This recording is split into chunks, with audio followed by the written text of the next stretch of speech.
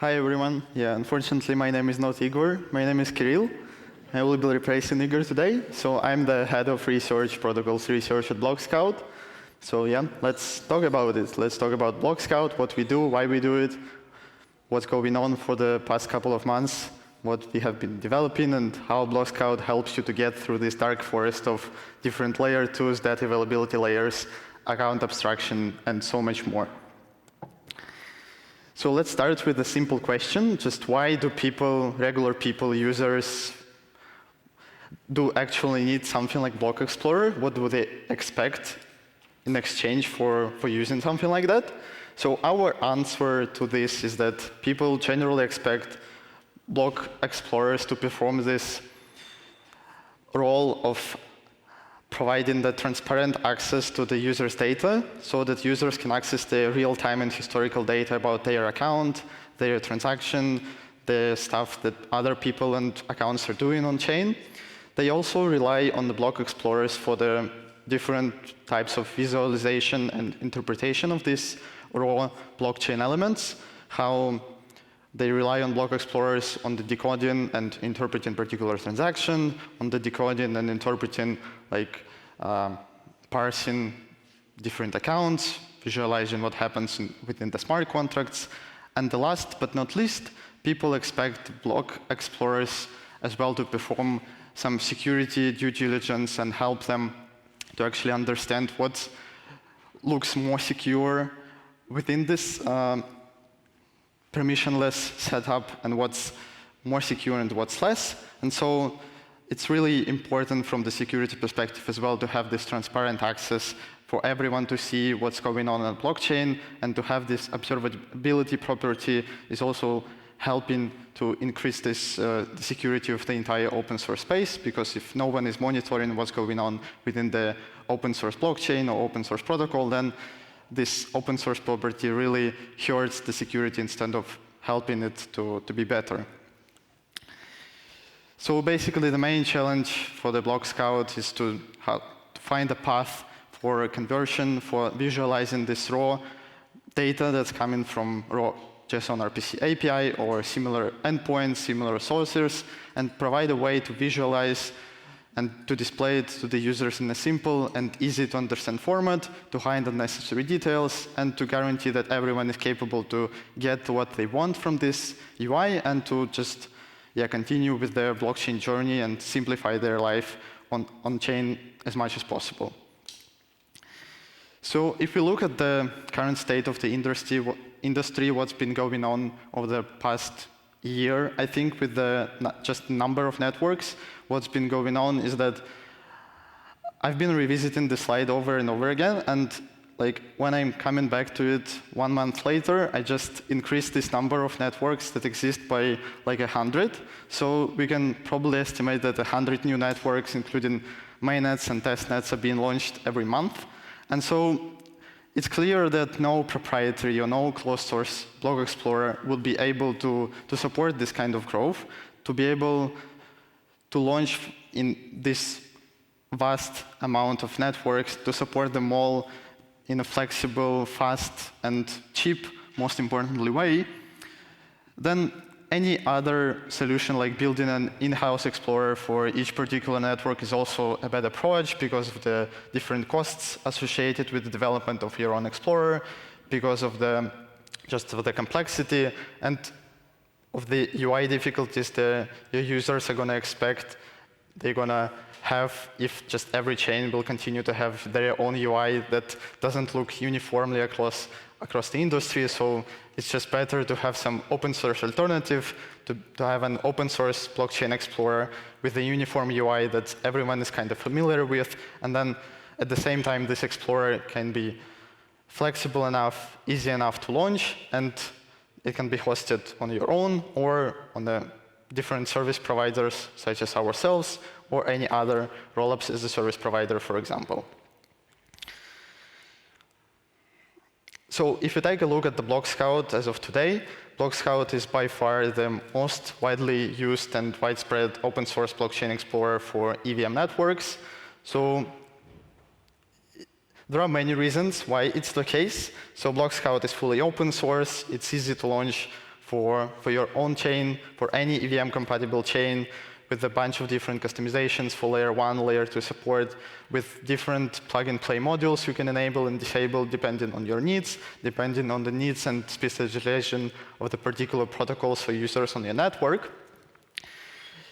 Yeah, it's easy to install. It can be run by anyone. It can be hosted on your own infrastructure for free, or it can be hosted through us to simplify the burden of configuring and maintaining and updating the Block Scout Explorer. So yeah, that's probably all the reasons why the Block Scout is so successful and have all this different integration and de facto became the primary explorer for any new launching chain out there. So a part of these reasons is actually also all of the stuff we have been doing at the Block Scout for the past couple of months. So our focus and effort have been spent in these directions. So we've greatly enhanced the support for specific features on different layer 2 families. We have discussed and planned to implement different nice to have features for the specific app chains, which we're going to mention throughout this talk. We have some cool features for the data availability providers and the data availability narrative in general. Then we have a bunch of features for account abstraction support within the Block Scout, and yeah, a bunch of other features we have worked on so hard as well. So let's start with this rollup support. So whenever you are launching a blockchain explorer for rollup, which can be any layer 2, layer 3 chain, so a bunch of typical features you can typically expect from such kind of explorer on top of what a basic EVM explorer can provide for indexing all the blocks, transactions, and accounts is the support for indexing the bridge operation, that is the deposits and withdrawals that are happening throughout native layer 2 bridge. Then there is typically a request to support transaction batches indexing, which is kind of an abstraction between the transaction and the blocks on the layer 2 side. And then a lot of effort actually goes to supporting all of the different layer 2 spec changes. So whenever the mainnet hard forks or something going on within the particular rollup family, there are also kind of a parallel hard fork schedule for any rollup, which have to be supported. So whenever the new data availability is implemented within a particular rollup, or the the fee mechanism is somehow changed due to a different data availability provider again or something else, this should also be supported by the infrastructure such as Block Explorer. So that's what we are hardly working on as well. So far, we have fully supported the OP stack and Polygon CDK rollup families, and the support for the full support for the ZK Sync and Arbitrum Nitro chains is coming throughout the upcoming months. So probably this will be fully completed and launched on a bunch of chains with the full support during the summer. Another interesting narrative we believe in the Block Scout is that Block Scout should be not only a read-only portal that users refer whenever they just want to access some low-level information about a particular transaction and just get some information, and that's the end of story. We believe that Block Scout can also be a portal for active operation of the users for some active stuff they are doing. So we are doing a bunch of integration in that direction as well. So one of them is the project within the Block Scout called DappScout, which is a marketplace for apps that helps, especially on a low-value chains, to help with the discovery of the new Dapp and protocols that are getting launched throughout this chain. So one of the cool features about DappScout is that you can also open any particular DApp within the Block Scout and not open a separate tab, not worry about opening the wrong link or something like that. So it's all happening within the same portal, so people can interact with their DeFi positions or do whatever on-chain stuff they want throughout this marketplace without leaving the whole Block Scout portal at any moment of time. We have a very cool state-of-the-art features for interacting, verifying, and using the smart contracts for developers. So whenever you need some universal, basically front end for any arbitrary verified smart contract, Block Scout is a way to go to read some particular method to write some data to the smart contract, to do some debugging stuff. The block scout is a good feature, rich explorer to do something like that. And then on the app chain side, we've been also working on integration. Like the first one that's coming is the integration with the Redstone team. So Redstone is an app chain specifically for games, and each game has like their own infrastructure deeply encoded within the smart contract of this game. And basically the idea there is that instead of each game having their own game-specific explorer for all the actions that happened inside this game, or instead of Redstone developing their own explorer for getting through these games, instead we went with this approach where we can basically integrate all the games explorer and all the information that happens within these games within the block scout natively, so that people can simplify and speed up the process of discovering the games, discovering and sharing the stuff that's been going on within these games, and to actually keep this within the single portal. So on the data availability side, what we have been trying to do at Block Scout is kind of keep the synergy between how layers are organized on the blockchain level, between the data availability, such as the consensus layer or something like Celestia, and then the next layer is the execution layer, and then we have the bunch of different rollups that are running on top of this execution layer. So with our Block Scout stack, we are kind of trying to replicate this hierarchy, so that layer 2 Block Scout that indexes the stuff that's been going on in particular rollup has access to a lower level Block Scout API and uses that to access the particular blobs or transaction with the transaction batches happened on the lower level. And then the layer 1 Block Scout uses the underneath data availability infrastructure to index the actual blobs or some stuff that happened on the data level. So one of the nice examples we did for EAP 4844 is we implemented, of course, the full support for the blob transactions, and so you can use Block Scout to actually as an archive storage of the EAP 4844 blobs. You can download them. If they are able to decode them as images, so this was just a nice example did by someone from the Gnosis team, which was basically a meme feed on the Gnosis chain and on the Ethereum mainnet as well, where you can post these cheap blobs with the images as well. So what we did is that we implemented this parsing and decoding mechanic for indexing and displaying these images as well, so that it's kind of a nice way to use these blobs apart from just submitting raw batches. So yeah. The next direction of our research was related to the account abstraction. So the problem with the current way how account abstraction works in Ethereum, we think, is that everyone is trying to abstract away a lot of complexity from the end user so that the total user experience of sending and interacting with the wallets and sending transaction is as simple and as easy as possible. This works by abstracting away the gas mechanics, the different fee mechanics, the transaction execution mechanics. And so there is a lot of effort spent in abstracting away this complexity from the user, but there is always a trade-off there. And in this place, the trade-off is between the complexity for the user versus the complexity that happens on the lower level.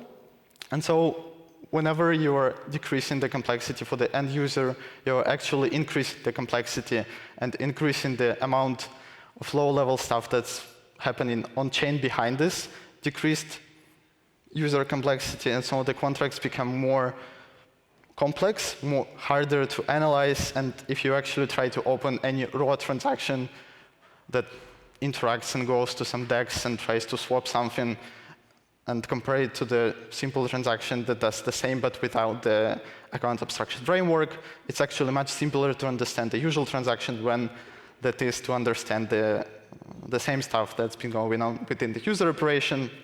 So here, basically as a block explorer, we see our mission as to find a way to simplify this user experience back as well. And so abstracted away not only on the wallet side, not only on the DApp side, but on the Explorer side as well. So whenever researchers or any developers are inspecting these user operations on-chain, it's actually as simple to understand them as the regular transactions. So at the Block Scout, we've done this by implementing a separate standalone account abstraction indexer that does all this complexity and parses these user operations or meta transactions and stores them in a similar to transaction model within the database. So this indexer is now part of the Block Scout stack, and you can launch it on any chain supporting ERC-4337, any version of it. So far they have 2 entry point version contracts. So the way it works within the Block Scout interface is that it's very simple to how you can see the normal transaction and what you expect to see about the normal transaction within the Block Explorer. So you see pretty much the same basic details about the transaction, about the fees, about the gas used. You can even access the raw logs and token transfers and different raw information that are specific to this particular user operation, even despite of that in the same transaction a bunch of other stuff happened, a bunch of other different user operations, a bunch of stuff related with the paymaster contracts, a bunch of contract creation might have happened. So this all is abstracted away, and just we keep this really specialized view, which is very similar to how you observe and what you see about the regular transaction. You see the same thing about the user operation. So one of the examples what we are actually trying to abstract away is how the way of actually decoding the called function and the called operation works in comparison between the regular transaction and the user operation. So whenever you are looking at a regular transaction and you try to understand what actually happened, the easiest way to just go and see what contract has been called with which method, and from just name of the method, name of the arguments, you can try to deduce what happened within this transaction. For the user operations, it's actually a bit more complicated because of this nesting level within the internal transaction. So you actually need to go 3 times deeper to find an actual contract that has been called within a particular meta transaction or user operation, and to actually try to understand what happened, what contract has been called, what function, and what was the purpose of this user operation. So this all should be abstracted away on the infrastructure level, and that's what we do within our account abstraction integration, basically. Yeah, and probably the last thing I wanted to mention today is related to our efforts spent for the smart contract developers and simplifying their DevX as well. So one of the most loved features in the Block Scout, depending on the amount of different instances we have of Block Scout, was this feature called Ethereum bytecode database, Block Scout bytecode database, which basically was a way to verify some particular contract once on one network, which has the Block Scout support, and then this contract will be automatically verified whenever we find a similar contract with the same bytecode on any other network that is supported by the same cluster of Block Scout instances. So this has been working very well. It has simplified a lot how the developers approach this problem of contract verification within their multi-chain and multi-version deployments. And yeah, the only problem with that was that it's only supported by Block Scout. The standard was not supported by any other infrastructure provider, any other explorer. So that's why we created this and co-authored this initiative called Verifier Alliance, which is basically a way to continue this feature of Block Scout bytecode database and the feature of sharing the verified information about smart contracts, about bytecode verification on different chains, on different networks, between a bunch of different connected providers, block explorers, debug and analytics tool, and to share this knowledge about contract verification so that developers' lives became much easier than they were before. So a bunch of updates related to the Verifier Alliance going throughout this year. So I think they're going to be separate talks throughout the Brussels and upcoming conferences. So if you're interested and wanted to join this ecosystem collective, feel free to connect and join. And also feel free to keep in touch with the Block Scout team, connect with us if you're planning to run your own rollup, layer 1 or whatever, compatible with the EVM. You want any feedback, you have any feedback related to the potential features we might add to Block Scout, or you are missing something in the Block Scout instances, feel free to connect with us as well and tell us your feedback. Okay, thank you, Igor. And now we have an open floor, so if anyone has any questions, please raise your hands. Yes. Thanks, that was very interesting. Does the AA indexer work on historical data? So for example, could I use it to follow the trace of something that went into DYDX v3 4 years ago? Yes, the AA indexer indexes the whole history of the user operation. So we don't support any account abstraction standard beyond ERC for 337 now, but whatever happened within this entry point contracts, we do index, and it will be indexed historically. So we use the historical data from the RPC directly and from the already existing Block Scout database whenever we can to speed up this index. So yeah, it does work. Well, thank you, Igor. Thank you so much. Everyone give a big round of applause again, people.